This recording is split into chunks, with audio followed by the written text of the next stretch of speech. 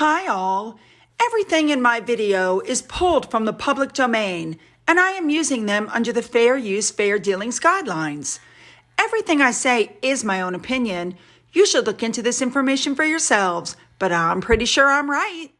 Good morning, everybody. All right, we're starting off with this photo that was taken by storm chaser Laura Rowe, I think is how you say it, R-O-W-E.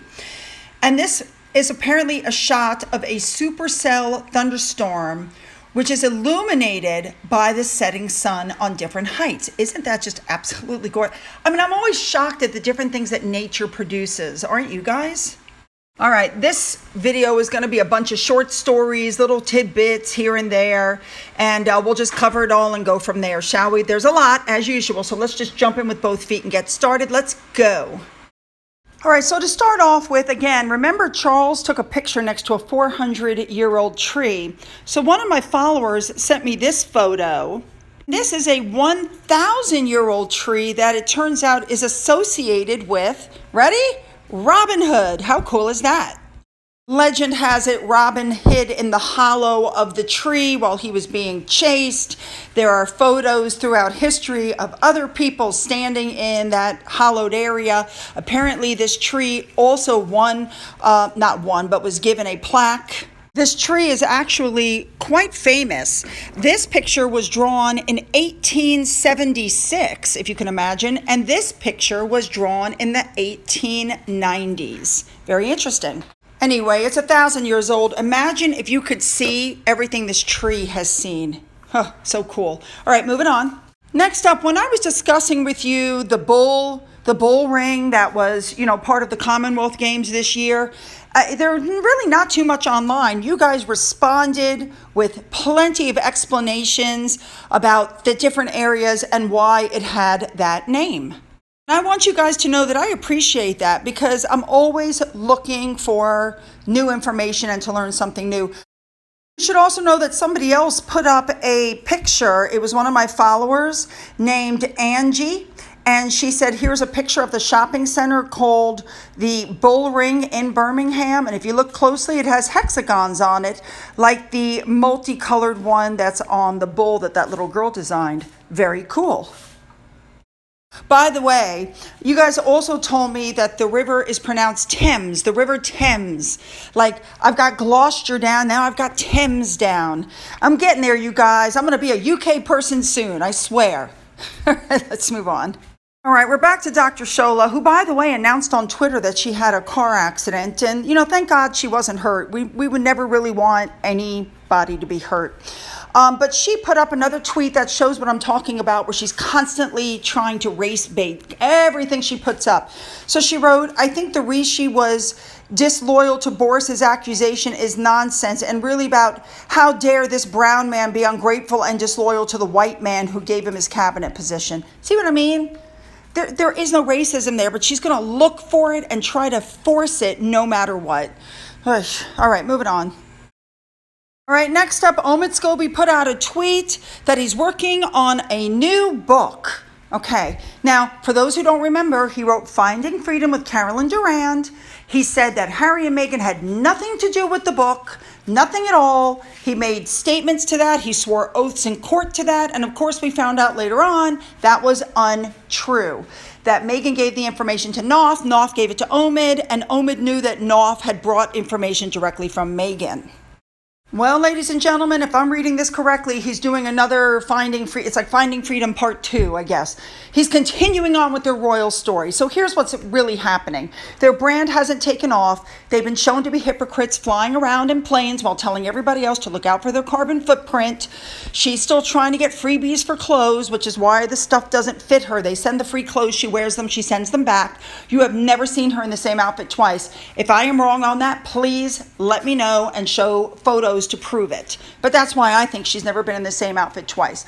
Omid is now going to step in and help her get her story out again because the brand is failing. The Spotify deal isn't going well. The Netflix deal isn't going well.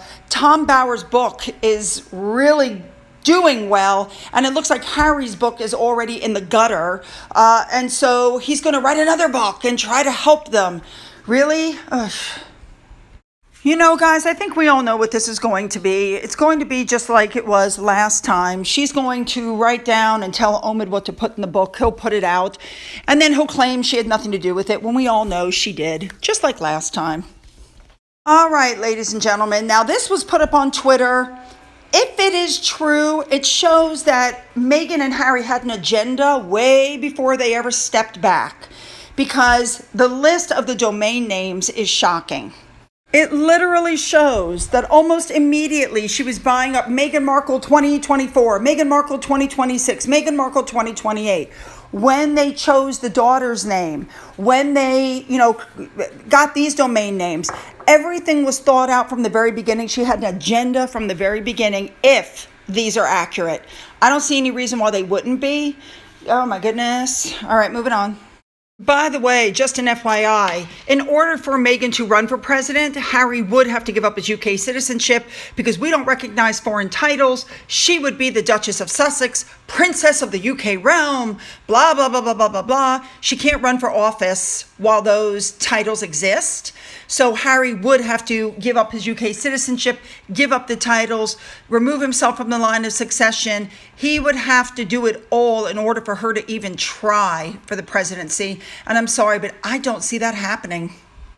And he would have to get United States citizenship before he swore off the UK citizenship. And he would have to swear to uphold and defend the Constitution of the United States. Yes, that Constitution that he's been slamming. All right, Tom Bauer book has now revealed that Meghan made it into the Urban Dictionary. I did not realize that. Again, learning something new every day. I'm willing to bet you guys could even guess the term that was placed into the Urban Dictionary due to Meghan. It's called being markled. So they put the word up and they said it's when a new friend appears in your life, bombards you with attention and favor requests, and once you are secure in the friendship, things settle down. And then you try to contact your friend only to find that your friend won't respond.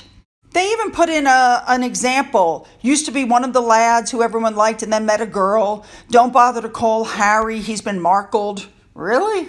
I like this one better. To abandon someone or something after they've contributed to your life in a meaningful way.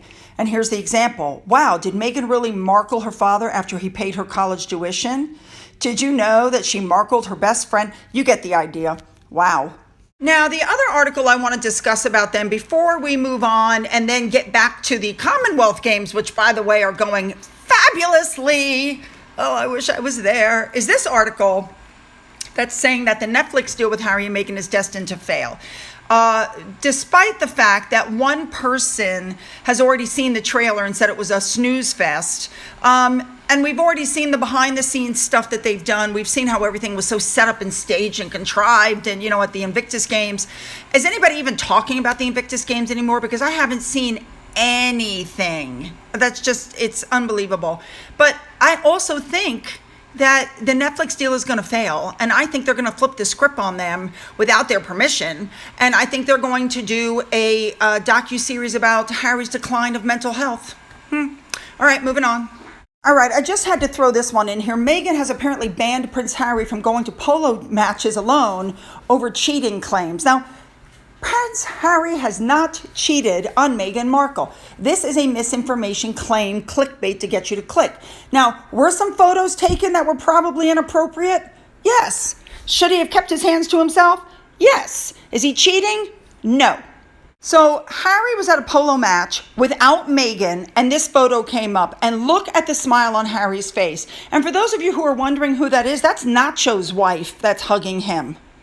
And I think that's what started all the rumors and got Meghan so upset, because in every other photo where Meghan is with him, he looks absolutely miserable. She's got her plastic smile slapped on and he looks, horrible. And truth is, she is right in one regard. He shouldn't be putting his hands on other people where photogs can take pictures and spin stories. I agree with that one. All right, moving on. This is something that I want to just point out because it seems so obvious.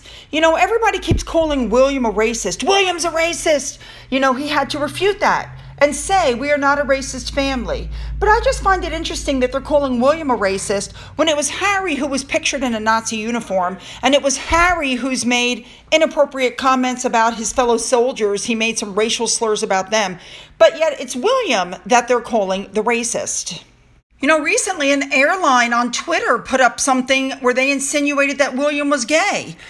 I find that interesting. Harry is the one who's constantly grabbing other men's nipples and letting them grab his nipples. Not to mention this infamous photo where he's licking another man's nipple.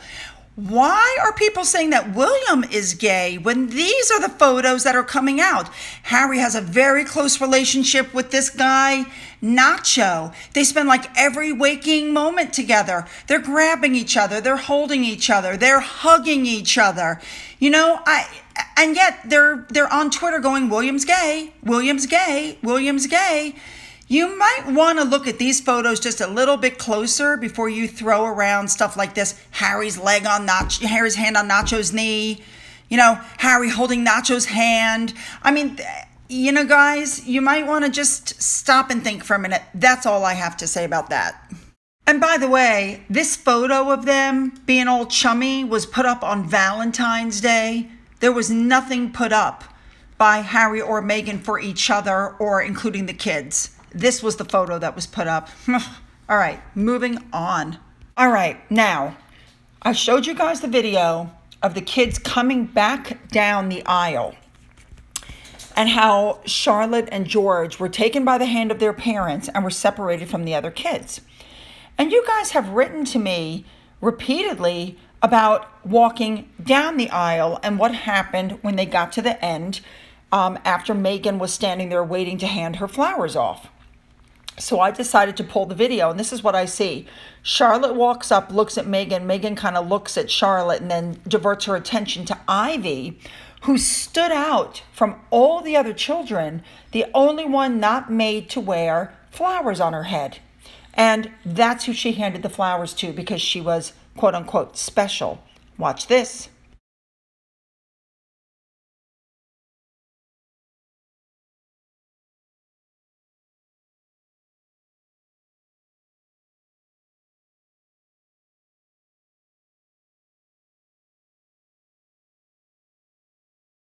So let's look a little closer now. You notice she's smiling, and as soon as Charlotte goes walking by, she drops the smile, stares at Charlotte, and then a big smile shows up on her face again when she sees Ivy. It just happens for a second, but watch this.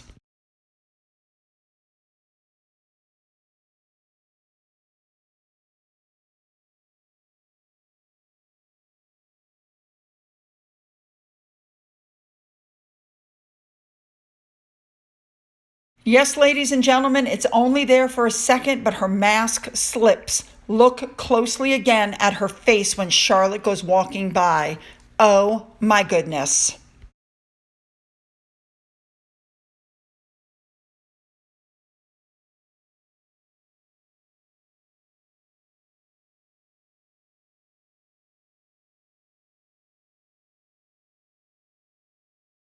All right, time to move on to the Commonwealth Games. And as you can see, we have the schedule for the morning events. We have the afternoon events. As you can see, it's really jam-packed. There's a lot going on for day 2. And of course, the evening events. There was also a list of festival sites that were put up, just in case anybody wanted to go to those things.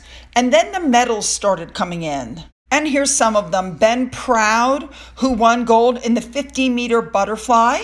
Gold medals were also received by Dunks Scott, Emma McKeon, Ben Proud, and Laura Van Niekering. I hope I'm saying those names correctly. Congratulations to everybody. Jessica Stenson, who has already won 2 Commonwealth Game bronze medals in the marathon. In her 3rd race, she won a gold. Congratulations. Claiming the silver medal in the marathon is Team Kenya, and the runner was Margaret Maruki. Congratulations. And finally, Hilalia Johans took the final spot on the podium to claim Nambia's first medal of the game. Congratulations. Next up, Uganda won their first medal when Victor Kilpatrick Pangat, I hope I say that right, won the men's marathon. Good for him. He's also, by the way, the first Ugandan athlete to win gold in the marathon at the Commonwealth Games. Next up in the men's marathon was Alphonse Simbu, who won Tanzania's, I hope I'm saying that right, first medal of the Games as well, silver. Congratulations. And the final person across the line for the men's marathon was Michael Githray of Kenya. Apparently, this was a fabulous race, and congratulations to everybody. All right, I just want to make a few more mentions. This is Madison Di Rosario, who won her marathon and got another gold medal. And we have John Boy Smith, who was silver in the Gold Coast and gold in Birmingham. Wonderful for him. There were a lot more wonderful moments, and so I'm just going to put up these pictures for you. Enjoy.